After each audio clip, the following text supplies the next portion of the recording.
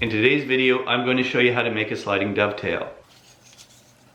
2 sliding dovetails would make for a cool piece of hardware to make, say, a sliding adjustable tabletop or some other kind of furniture application. Although it doesn't really replace the use of the T-track, it can be used effectively for certain types of jigs. If I need a 90-degree sliding fence, this might be one way to do it. So with that, let's get on with cutting some sliding dovetails.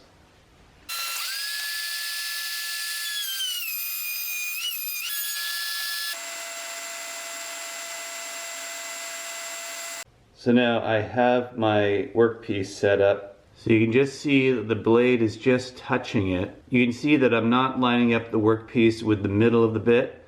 It's just the blade of the bit that's touching it. So as I slide my workpiece in, it's just touching the edge.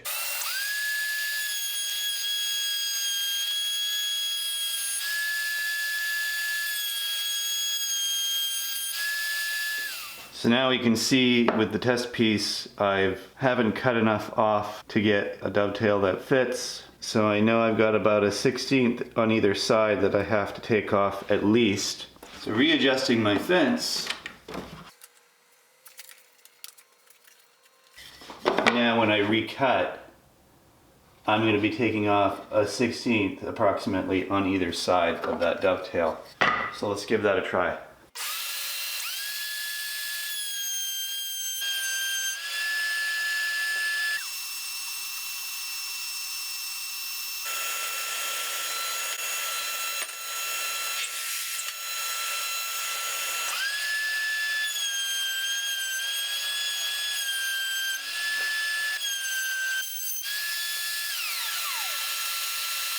All right, the moment of truth.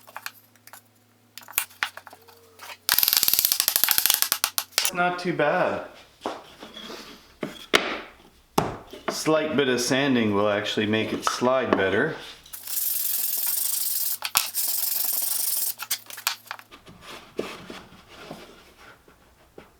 Nice. I wouldn't do another cut after this.